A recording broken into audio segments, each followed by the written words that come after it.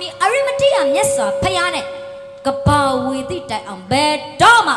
matui nai me poko khona ushi de turu bawari balang mya chau sia kaung la khona ushi de so ba lo payane ai di poko ri ka batu ri mya ba leဟုတ်ကဲ့ဘယ်တော့ခါမှနောင်ပွင့်တော်မူမီအရိမတရနဲ့မတွေ့နိုင်မဲ့ပုဂ္ဂိုလ်9ဦးတနည်းလူမိုက်9ယောက်ဒုဗံမေရကင်စာဘောရီမေရကင်စာအာရမေရကင်စာဘိက္ခုမေရကင်စာဘိက္ခုနီမေရကင်စာဘေစာနန္တိယဘေရကင်စာနဲ့တက္ကာယဒိဋ္ဌိဘေရကင်စာလို့ပုဂ္ဂိုလ်9ယောက်ဒီလိုပြောတော့ရှောင်းရမယ်သူကဟမ်ငင်းညခိုင်ပါဠိလိုတွေပြောတော့ငါတို့ဘယ်လိုရှောင်းရမလဲဒါပေါ့အတိတ်ပဲတွေကဘယ်လိုများရှိတယ်ဗျဖယားနဲ့ဘယ်တော့မှမတွေ့နိုင်မဲ့လူမိုက်9ယောက်ကဒုဗံမေရကင်စာစေရီပထိုးကြောင်းကံဖယားတို့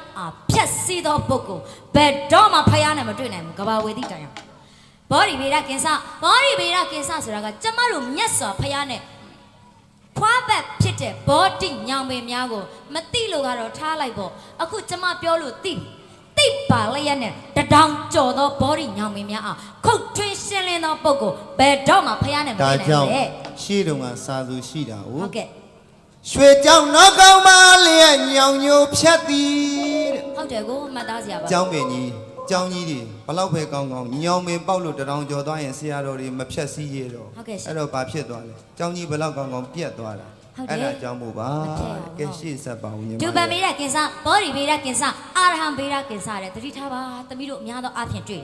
အာရဟံဗေဒကင်္စဆိုတာကဖယားပြည့်ညတ်ထားတဲ့ပါဠိစာဖယားစာတရားစာကျမ်းစာရုပ်စွာအစုံနမောတတပါတဲ့ဟာဒီအလူဖိတ်စာများကိုမသုံးမတန်တော့နေရာတနည်းအိမ်သာအညစ်အကြေးသုံးတဲ့နေရာတွေပေါ့အဲ့ဒီလိုနေရာများမှာတိပါလျက်နဲ့သုံးဆွဲသောပုဂ္ဂိုလ်ဘယ်တော့မှဖယားနဲ့မတွေ့နိုင်ဘူးမသိခင်ကသုံးရင်သုံးလိုက်တော့အခုကျမတို့ပြောလို့သိပြီမလို့ပါနဲ့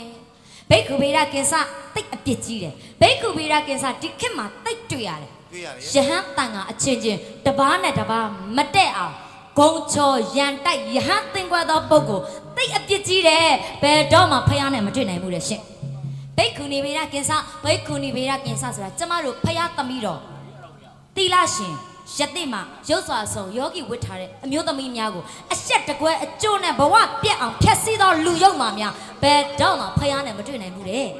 ပေစာနတိယဗေဒကိစ္စပေစာနတိယဗေဒကိစ္စဆိုတာကဖယားတရားတန်ခါမိပဆေယအနန္တောအနန္တ၅ပါးအားကာယကံအမှုနဲ့ကြီးကျယ်စွာပြမစော်ကမရိုင်းသောပုဂ္ဂိုလ်များဘယ်တော့ခါမှဖယားနဲ့မတွေ့နိုင်ဘူးစင်ရည်တင်တော်သူပေါ့နောက်တစ်ချက်ကအကိုကြီးတက္ကာယဒိဋ္ဌိဗေဒကိစ္စဒီခေတ်ကျမတို့ Facebook သုံးရမှာကြောက်တယ်ကိုဘာသာမဲ့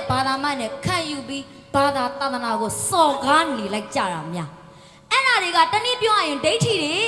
အယူမှားနေတဲ့ပုံကိုယ်တွေသူများဘာသာကိုတော့ကျမတို့မပြောပါဘူးကျမတို့ဗုဒ္ဓဘာသာအမိခံထားတဲ့သူတွေကိုပဲပြောပြရစီမှားတော့အယူဝါဒအမားကိုစဲမြဲစွာလက်ခံကျင့်သုံးထားတဲ့ဒိဋ္ဌိလူယုံမှာများဘယ်တော့ခါမှဖယားအဆုံးမရပြီးဖယားနဲ့မတွေ့နိုင်ပါဘူးလေရှင်